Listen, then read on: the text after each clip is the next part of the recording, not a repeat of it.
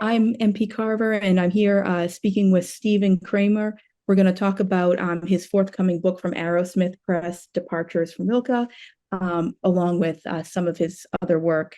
Stephen, the first thing I'd love to know, could you just tell us a little bit about this project and how it came into being?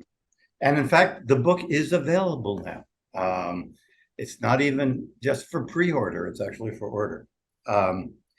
This grew out of, well, I'll start by saying I've always read Rilke and have loved Rilke. I have read him in translation unless I would sit down with a German English dictionary and puzzle him out in the original, which I did many years ago and translated a few of his early poems, but knew that I did not read idiomatic German well enough, or did not read it idiomatically enough to really get what you get when you read a poem and you know the language. It was really just a kind of an individual writing prompt I was rereading mainly the translations of new poems, which were his first really great poems, 2 volumes of lyrics, the ones translated by Edward Snow.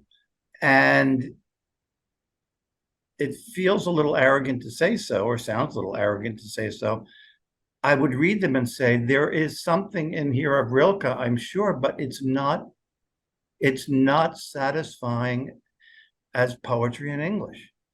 It's dutiful, but there are lots of aspects to it that in an English poem, I'm pretty sure most experienced readers of English poetry would say that's a bit too many adjectives. That's awfully highfalutin, even for poems written in the early 20th century. So I took a very familiar one, The Panther, and I said, what would happen if you took one line out of each stanza, not deleted the line, but deleted a line's worth of words, and tried to emphasize active verbs and concrete details rather than adjectival or adverbial definers, of which there are many. And again, in German, it might be fully textured language. I don't read German idiomatically enough to know. And it happened really quickly. And I really liked the result. I didn't think of myself doing, then I did another. It was like potato chips, do another. I did not think of this as a project until maybe 6 or 7 satisfying experiences in doing this. And then I just said, keep going, which is often the case with me when I am working on something that has the promise to turn into a larger utterance. I said, Cramer, just keep doing it. See what happens. Don't worry about how far it goes. I do one a day. I would pick them based on just, I did many fewer than the total, like 170 something new poems. There were only 57. And I just found the ones that I thought, there's something in here I want to explore. And I had two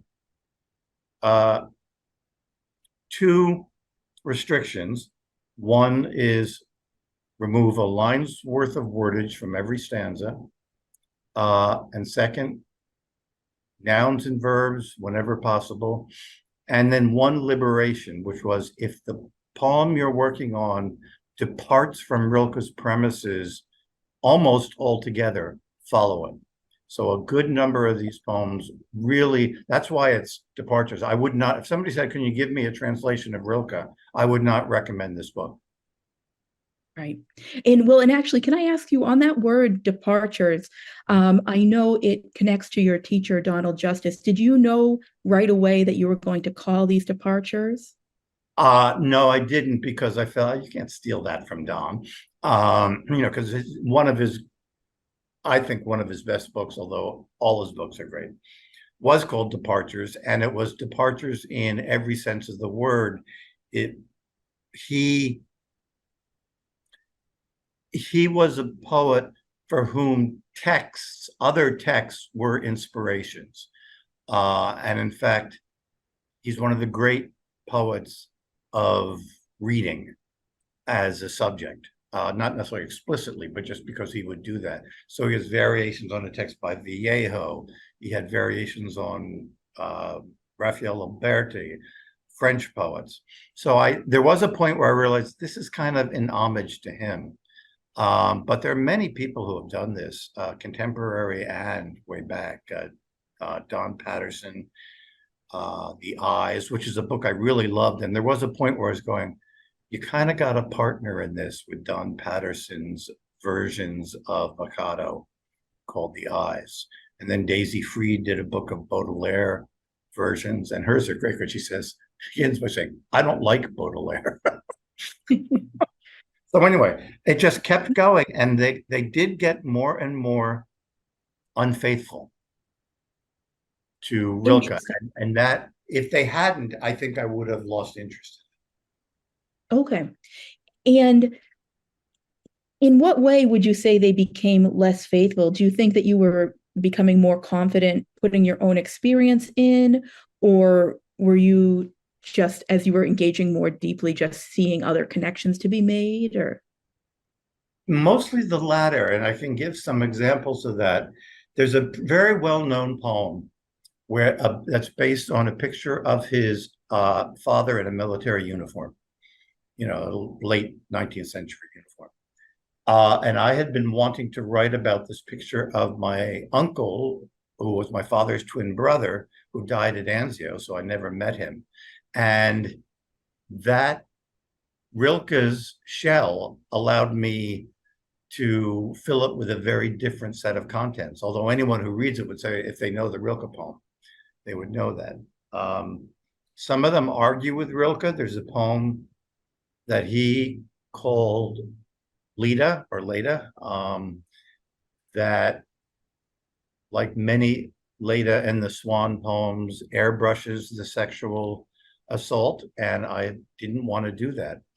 It's actually a poem that some people have read the manuscript, have liked among the best, and said, you could get in trouble for this. Just because it doesn't it doesn't pull its punches on what's going on. But I think that's what's the problem with Leda and the Swan and Rilke's Leda. Others are very compressed, recognizable versions of the originals. If I wanted a completely different ending and it came to me, I wrote the completely different ending or beginning, or there are tons of images in these poems that might be recognizable generally that are not Rilke's. right. And actually, I want to quickly go back to Leda and the Swan. So you mentioned that people were saying to you that you might get in trouble for this, or it might be sensitive. Did you ever consider changing it, or not including it, or did you know that this was what you wanted to say and it belonged in the collection? I never considered not including it in the collection. I was surprised by, and both satisfied and glad for, the way it questions the tradition that treats a sexual assault, a mythological depiction of a sexual assault, as somehow ethically neutral. So none of that. There were some people I've read, friends of mine who have liked the poem and said, it still makes me feel it has a triggering effect on me. That is a very complicated issue. Uh, for that reason, I doubt I would read it out loud Right. because I don't know everyone in the audience, and I would not want to publicly create anything that would upset people in that. I think I mean, this book is really, a lot of it is very dark. Mhm. I mean, there's a lot of dismemberment and rotting flesh and whatever, but this particular poem could be a particular kind of catalyst. But you know, the book hasn't gotten, it's gotten one review, really, I guess two reviews. I have no idea if anyone's going to say this man should have kept his hands off that subject. I guess we'll find out if anybody notices enough to object. And my response will be that the poem itself has to stand or fall on its effect, not my intentions. Right. And would you read a few of the poems from for Yeah, not us? that one. Yeah, no, I understand completely. So I worry about that a lot. With my students, some of the things that are worth studying in class, um, are things that are upsetting. And so you always have to make that decision about, how to approach the material. Part of the point of these things is that something like that should be upsetting, Exactly. right? And, the role of literature is to address that. But of course, when people are confronted with it in the moment, it can be so difficult, especially considering it's, sexual assault is is something so many people have experienced. And then to have that come back up in public, I think not reading it aloud and forcing that confrontation on people, letting them come to it in their own homes is probably the right choice. It's a complication that for centuries nobody thought about. Right, right, Because the people who were in the position to have thoughts, it wouldn't have occurred to them to think of it. right. I do feel more than ambivalent. I feel like the fluid border between ideas and emotions is um, is vexed right now, and I'm not persuaded that the emotional response is always the valid focus Mhm. of art. But it's a question that many people didn't ask for a long time. So it's good that it's being asked. I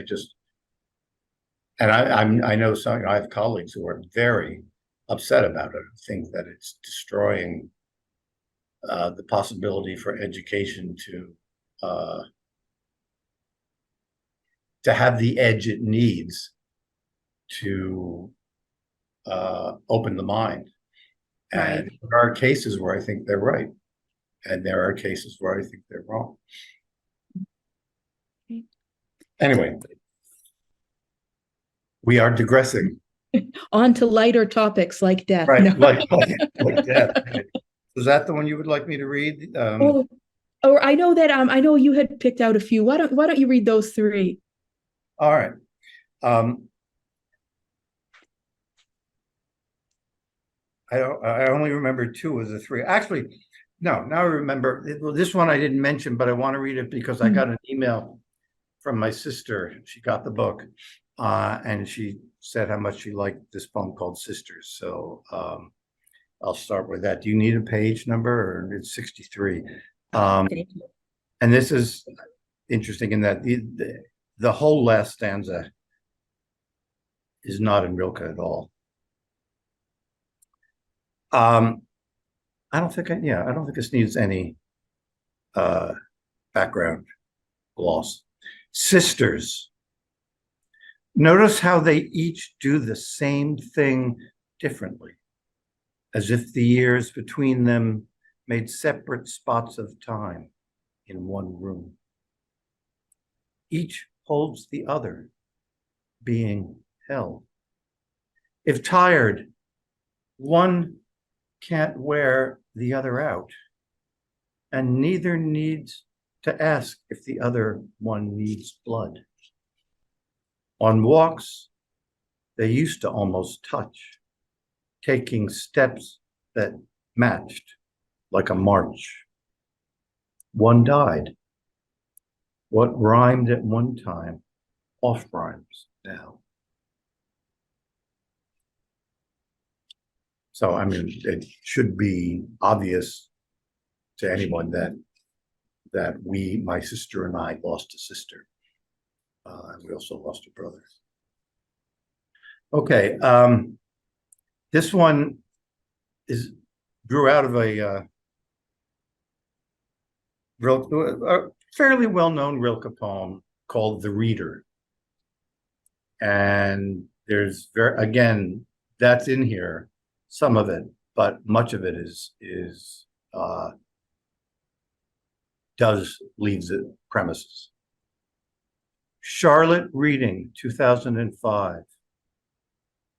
This girl who lets herself sift down from her life into another's. Who is she? Sidetracked only in the instant a page turns. Even her father's not sure who sits there, her book steeped in her shadow. An hour or so, and who knows how much of her she's lost before she tires of mining her underground of books. Her eyes lift, taking in and giving back a whole world, the way the quietest child among children plays alone, then looks up with a shock from the finished puzzle. But her face, still at rest, keeps changing in some way. And then this one, I feel like bringing the computer up to show you the photograph because it's of Ethan looking at a globe. I don't know, he's about at most 1.5, probably a little less. And he's sort of looking at the globe. He has his hand on the globe, and he looks like it looks like something out of 2001. And again, God, what this poem? God, I'm not sure I can remember which Rilke poem it's based on. I know every one of them is in some ways had a genesis with Rilke. So which was it? One called The Baby? I'd have to, you know what? I could look it up later because I have the Snow translations here, which are the main ones that I stole from or used to my purposes. Photograph of Ethan looking at a globe, 1999. We don't recall if he knew how to spin it. Afterwards, his profile might have turned to face us with his plump look of clarity, round as a watch, brief as an hour. Now he barely has time to keep up with time. What was work, sex, the sleep both require. Do you, like me, sometimes stop to glimpse his fingers skimming across the North Atlantic, as though he had all the time in the world? Now, I will just say one thing. Mm-hmm. And whether this is true about this poem or not is not up to me, but Charles Simic once said, the dream of every cliche is to end up in a good poem. And I'd like to believe that the absolute deliberate use of the cliche in the last line, that he had all the time in the world, gets its reason for being from the context of the poem. Right. Yeah. And will you talk more about that last line? And I also noticed at the end of Charlotte reading and some of the other poems that struck me about this book, the last lines are very striking. And in a few cases, the most striking last lines were, I noticed, departures from Yeah. Rilke, but especially that last line in Charlotte reading, Mhm. or the last sentence rather, but her face still at rest keeps changing in some way. Um, I forget, and it makes me want to look up what a straight, do we have, we probably don't have time for that, do we? At one point I thought, should there be like an index that says, that points to the German title? I mean, I use German originals. The whole thing is on the web. And I didn't even bring it up with Ostold. And I just thought, nah, if somebody really wants to do that, they can do that. Because I really, and I had a lot of talk with friends about, should the afterword be an afterword or an introduction? I definitely wanted to write about the book, something I've never done before. And I decided on the afterword because I figured, let the poems stand on their own before any intervention on the part of the author. right. A couple times when reading it, I did go back to try to find the originals. And the thing that really helped me was that they were in order with the new poems, even though Right, some were skipped. So that really helped me find my way through. right. Which is Yeah, something but maybe worth mentioning, that there was a point where I said the order of this book is going to be the order of the poems in the Rilke volumes, with let the gaps fall there where they may. You will not impose any other kind of order. And it was, I don't know whether unconsciously, the clutch of poems about family at the end, because I don't think they're all about family in Rilke. So there was a way in which improvisation became order, right. which I really was one of the exciting things about doing it. And I'm sure if you're a poet, you know that the most exciting thing is what happens to you when you write, Oh, you mean in the experience or in what you discover? what you Or both, discover. maybe. Okay. Well, one could say both, but I mean mainly in the process of writing. Whether, however you talk about it, the zone or the unconscious or whatever, that's finally, to a large degree, why we do it, I think. I mean, I don't think we do it to impose our ideas, because, we have no more ideas than normal people. Um, I tell my students sometimes, if we had any answers, we wouldn't need poetry. Right, Uh, exactly. but yeah, I know what you mean, that moment when you're writing and you can barely even see, Right. like the You're, mind is. you're trying to get something right by a standard you don't understand entirely. I Mhm. mean, I like uh, um, mechanical metaphors. I mean, I like the idea of like trying to get the joints to fit. So maybe all you end up is with a table, and sometimes you end up with, a fountain. Well, this will actually this will take us a little bit briefly away from Rilke, but I was listening to a reading, and at the start of it you said you used the phrase that goofy is underrated in poetry. It just when I think about the mechanical metaphor and kind of how fun that can be depending on how it's done. Can you say a little bit more about that? Yeah. Some of my absolute favorite modern American poets are really funny, and Mhm. not just witty, ironic. I mean, Louise Glick can be really funny, but she's not knee-slappingly funny. Maybe in that book about divorce, she is. Frank O'Hara could be knee-slappingly funny. Tony Hoagland could be knee-slappingly funny. Mary Ruffalo can be knee-slappingly funny. What is that one? I'm going to misquote it. I woke up this morning avid for this day, but you know how those things go. And I'm misquoting the first line, unfortunately. So there's an entertainment value to that, but there's also access to a certain part of human emotional experience that I don't think you get any other way, because that's how you sidle up to some of the more disturbing uh, thoughts that we have, that we sometimes don't want to acknowledge. Uh, Frank O'Hara, a woman asks us for money for a terrible disease. We don't give her any. We don't like terrible diseases. Now you're not supposed to laugh at that, but you can't help it, and Right. that's part of the point of Mhm. humor, anyway. So that's what I mean by goofy.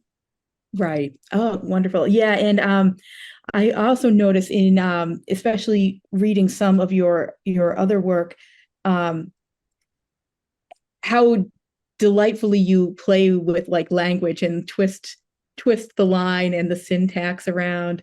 I was reading the start of dialogue for the left and right hand, and you had just Oh, the most beautiful stanza. I'm just going to read it so everybody can hear it. You misspeak me and turn shy, a child who runs to a parent and hugs a stranger's knees. Once placid, I'm active. Once a paper cup, once a trickle of water, now I'm thirst. But first I'm yearning, then yearning's aftermath. You never see the amaryllis lean toward the light.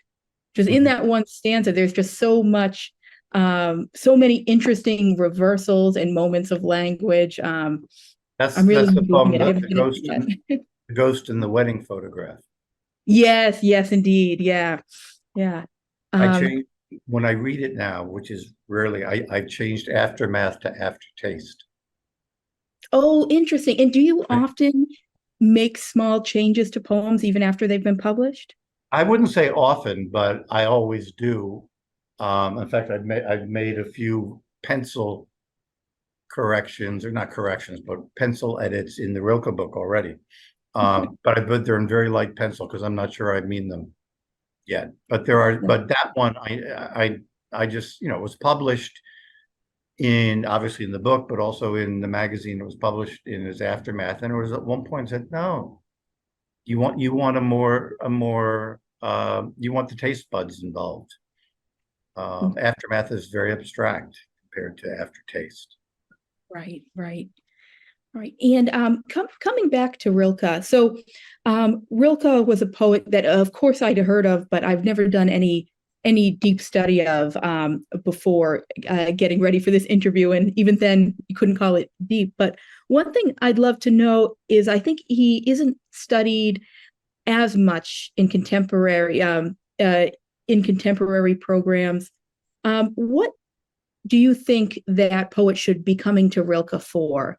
Um, Oh, okay. Well, first of all, I mean, when I was in a graduate program in University of Iowa in the mid 70s, I had read some Rilke before, but it was the most Rilkean of contemporary poets at that time, John Anderson, a wonderful poet that not enough people read anymore, who read Rilke to us in his favorite translations and made us all uh, hear a certain kind of, I don't know how best to talk about it, a certain kind of minor key tone, because he read a lot of very early poems from the Book of Hours. Um, when this sort of feels like going from the sublime to the ridiculous to copyright, but when Rilke's originals went into the public domain, and I think it was like in the late 90s or something, just like, a tsunami of translations started coming out. And, it was hard. I have not kept up with all of them, but I've certainly read a lot of them. So if Rilke, as a European modernist, sort of on the cusp of 19th century and 20th century sensibility, I think of him as sort of analogous to Yeats in that way. He modernized himself as he wrote. He didn't live as long as Yeats. Uh, um, it's interesting to think that people aren't reading him as much anymore. I don't know, actually, in grad school, I don't really know who people are reading these days in terms of the work written in the previous century. And by previous century, one means the 20th, not the 19th century. Right. But Rilke was very important to most young, aspiring, most poets learning their craft in the 70s and 80s. People who want to read, straight translations of Rilke, I would recommend a book called The Unknown Rilke translated by Franz Wright. But even those take enormous liberties. I know that Oskold mentioned he really likes those old Leishman translations, which are very awkward, I think. But so I don't know. I'm sort of off your question. Rilke, I did not expect when I started doing this. I did sort of say, "What, Rilke again?" And I just kept the faith with the notion that what I was doing was going to be interesting enough to me to keep doing. Because Rilke is in some ways the premise, but not the result of what's on the page. Right, right. And would you say that before you started on this project, would you have called Rilke a major literary influence for you? I mean, In a way, yes, but I have to say, not stylistically, because okay. I don't read German well enough to be influenced by him stylistically. Mm. But there were certain poets like John Anderson, like I would include Steve Orlin. There were poets who found in Rilke a way to express a kind of deep introspection in poetry that wasn't confessional, but was very intimate, that you really felt that when you read John Anderson's best poems, you feel like you are in conversation with them. Mhm. And that's definitely something he derived from probably more Rilke's earlier poems than the new poems, and certainly more than Rilke's most famous poems are the Dueno elegies, which are these big, visionary meditations, much more. I think in German they're free verse. I don't think they're pentameter, but many have translated them into English pentameter. And then his sonnets to Orpheus, which are his last major sequence of poems, which, many of the new poems are sonnets, but none of them in Departures from Rilke. They can't be sonnets because if they're 14 lines in the original, they have to lose at least 2 or 3 lines. I cheated on that. So they are none of they're shaved sonnets, I guess, in what I've done. But he definitely is a major European modernist. But of course, he died before, he died in 26, so he had experienced the First World War. But unlike many of the European modernists who we read and love now, like Paul Celan or, Czesław Miłosz,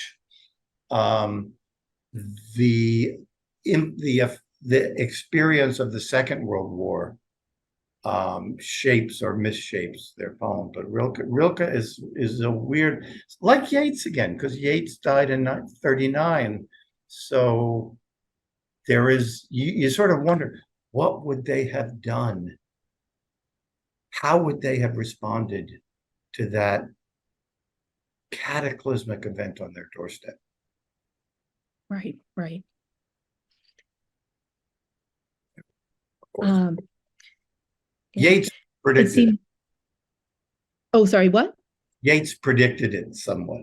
The Second Coming is like he's seeing fascism, even though he himself flirted with authoritarian ideologies. Anyway, Yeah, it seems impossible to figure out how to respond to some of the cataclysmic events going on right now, let alone to predict how somebody else would have approached them in the past. But that's a very, if I may, that leads to a comment about departures from Rilke that I feel uh, I'm glad I have a chance to make. Um, there are 4 or 5 poems in the book that could be construed as,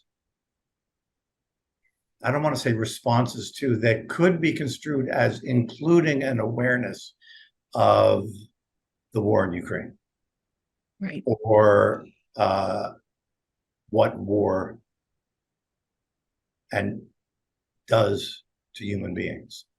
Mhm. I tried very hard not to force that.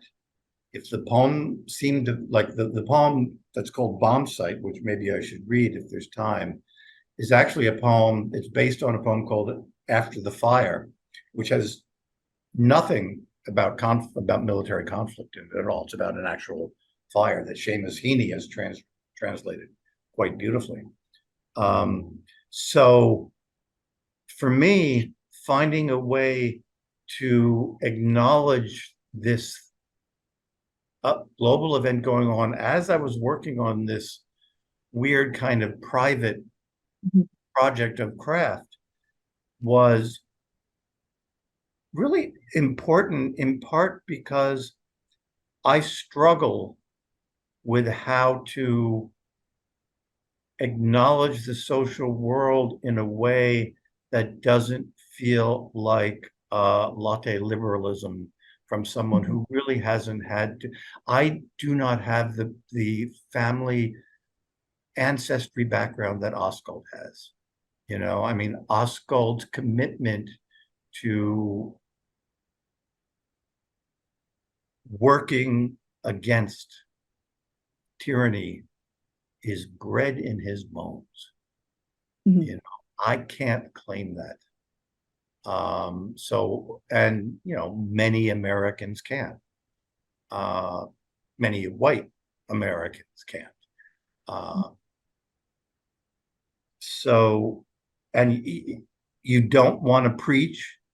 You want the art to be interesting as art, but you also don't want to end up retreating to a certain kind of aesthetic insularity, which, I mean, John Ashbery, Louise Glick. I love Louise Glick's poem. She didn't have political bone in her body, and she couldn't have cared less. Right. Uh, and ultimately, I respect and I don't know if I admire it, but I respect it because that, her large themes were fate, Mhm. death, immortality. I mean, what Emily Dickinson called the flood subjects, but say any of her poems were feminist? Are you kidding? And I think some of them are implicitly. I mean, I don't think she's a good number of her poems about relationships are very alert to the way men and women can and can't talk to each other. But she's pretty even-handed. you know, she doesn't take sides. She's against everything. Right.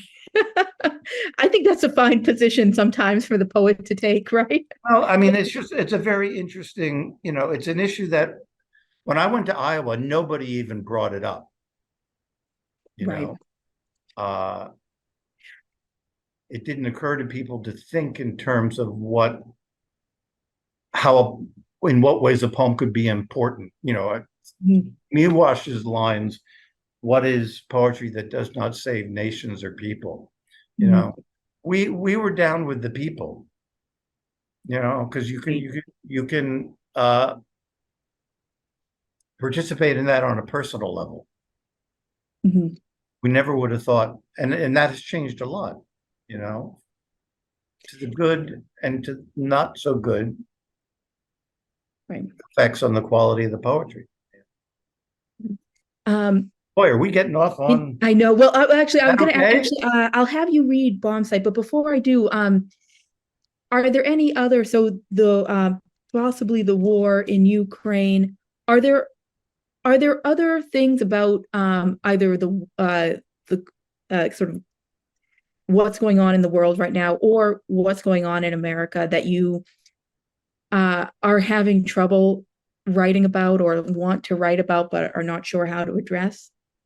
Um, well, I'll say this, I'm sort of not answering your question, is using your question um, to refer back to the book.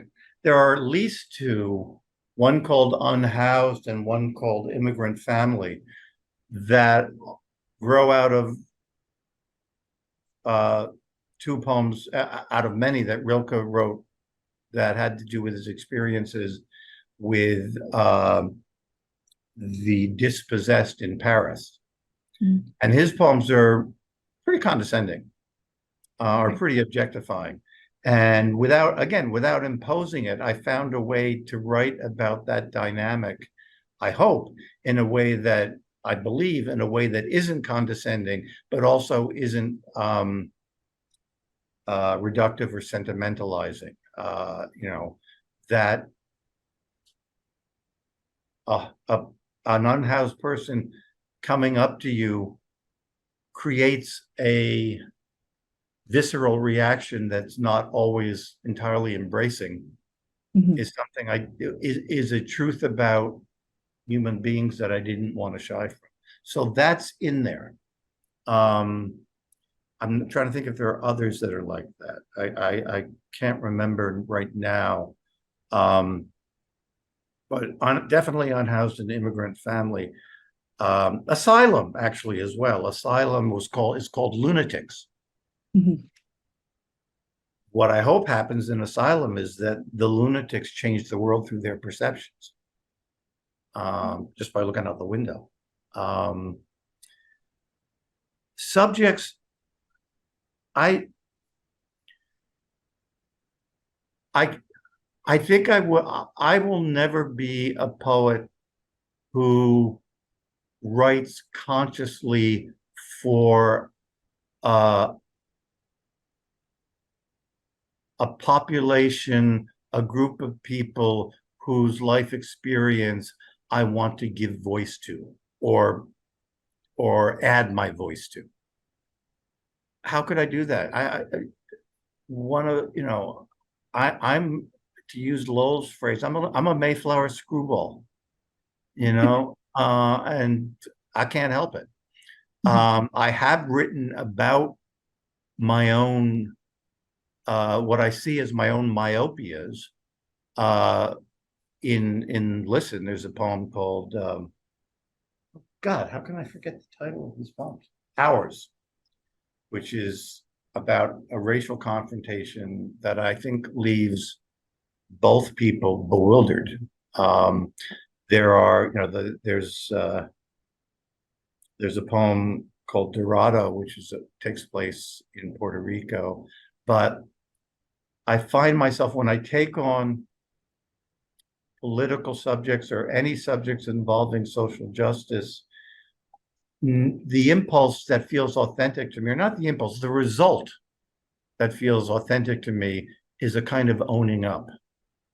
Mhm. Not an abject confession. I am who I am, but I certainly don't feel like I can manufacture poetic outrage. I can be outraged and am outraged by the things that I see happening. But to claim that I have gut level solidarity would be a lie, Right, right. you know? Um, and you can't lie in poetry. which doesn't mean it doesn't mean you can't invent. You can't lie in good poetry. Right. Oh yeah, there's a lot of preaching. Yeah. Yeah. And it's pretty much preaching to the converted. Ooh, we have 30 seconds left. Yeah. Will you read a bomb site for us to close it out? Yeah. Another one that I would add to that group of poems were the social worker. Well, they're the prisoner. There are two prisoner poems. Mhm. I think they belong there, and also one called "The Town Square." Those matter to me a lot because they were utterly unbidden. I did not expect them yeah, a town square. I'd have to look at the Rilke version again, but I don't think I don't think it has the paranoia that came out. Now I can't find, where is it? Oh, 56. Thank you. I'll tell you a story someday about Alan Dugan giving a reading about page numbers. It's hilarious. Because people would make requests and say, only if you give me the page number. Have you read Alan Dugan? Yes, years ago. Yeah, I can't remember. I think it's a selected. Yeah, he was a great poet. Okay. Bomb site. Morning ignores it. And who knows? The burnt lime trees and pitted blocks of flats might be fakes. So might that warm crater filling with kids. God knows from where. Who play catch with the littlest one's shirt, then stop to watch a tenant's eldest son poke under the crushed, incinerated deck, teasing out twin tea kettles in a washtub. He looks like he's acting too. For the kids or anyone naive enough to think anyone lived here. Whatever remains is incredible as history now, where everyone's a stranger. For me, what was important about that poem was not just the setting, but also the irony about sort of turning it into fake news. Mhm. You know, sort of denying the existence that this, you know, denying what you see right in front of your eyes. I think those poems speak or euphemizes them. I don't know about the purpose. Yeah, and unfortunately, you mentioned that it came to you a little bit on the connection to what's going on with the invasion of Ukraine.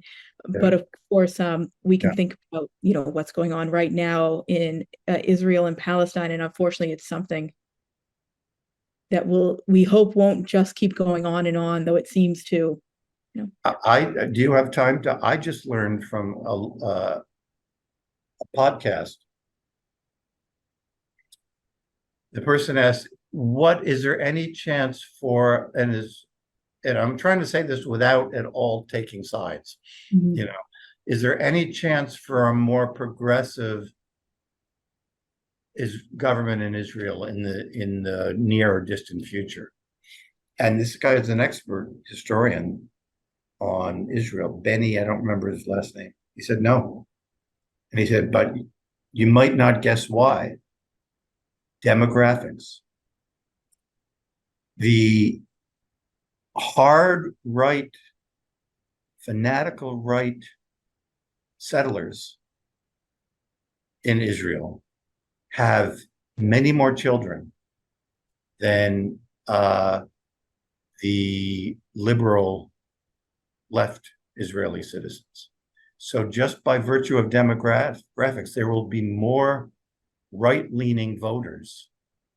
And, they will increase by a considerable proportion. So it's very unlikely that a government in Israel, I think I can say without controversy that Netanyahu is a disaster and still support Israel.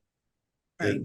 One of my favorite intellectuals, Yuval Harari, I don't know if you know, he wrote *Sapiens*. Yeah. I just love him. He is a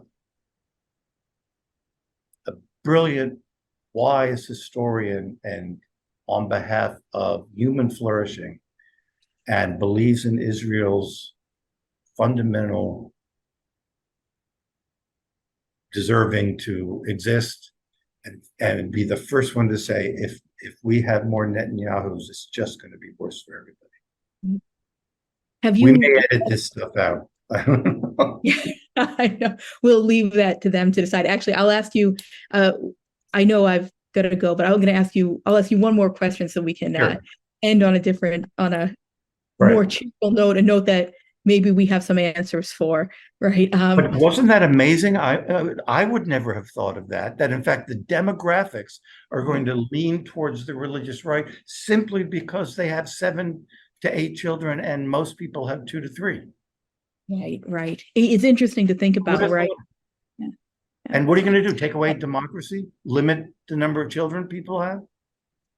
Well, All right, yeah, people I'm have making tried things that to worse. limited success, right? So, Right. but let me ask you this last question Sure. on a completely different note. But Thank you. so what advice would you give to a young poet starting out? I know everybody asks that, but I think it's always worth thinking about. Well, yeah, I guess I mean the first thing I'd say is how young. Um, Let's say college. okay. Somebody in college, I would say read your eyeballs out and Mm, imitate the voice of anyone you admire and read out loud with other people. Don't read, it's not homework. But if you don't love reading poetry, and that can be hard. There are times I hate reading poetry, but I love reading it, particularly with people. mm, Don't think that you have to do it alone, but it's not just, it is what feeds your love of the art you're going to practice, mhm, but it's also it's the writer's form of reverse engineering.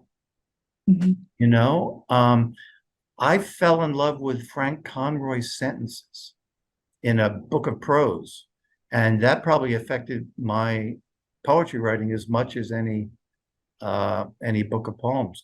I just loved the plots of his cumulative sentences and the cinematics of it.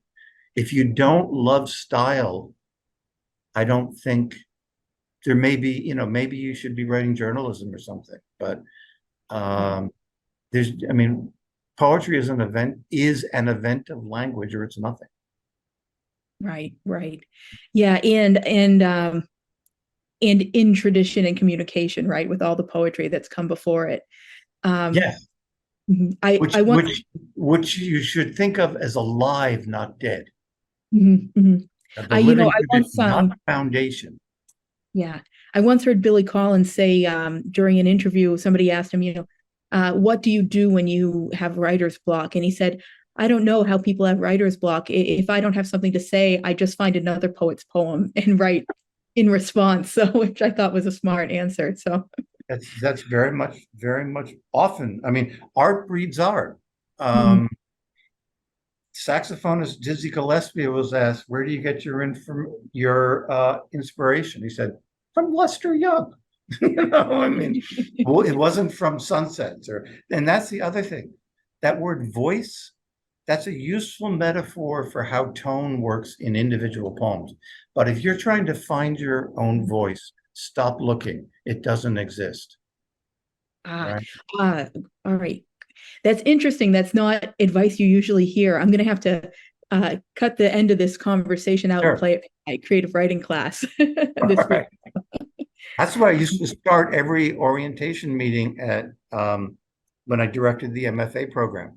It didn't make me very popular at first, but the people, the ones who keep writing are the ones who keep writing, and they get it. Right, right, right. All right. You have And to go, but this was a deep pleasure. yes, this was fantastic. I hope we get to talk again sometime. Are you going to be And at thank you. at Oh, the I'll launch? be at the book release. Yeah, very much looking Great, forward great. to it. So, I'm going to all be right, there with my whole family and others, beautiful. and the artist who did the cover. Oh, great. Oh, yeah, it's a beautiful car. I know I've held it up many times, but Yeah, she'll be there. She'll be there. oh, My oldest wonderful. friend. All right, All right. you gotta Well, go. Have a yeah, good class or meeting or wherever you're going.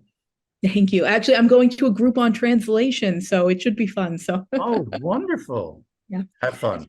Thanks. Have a great day. Bye.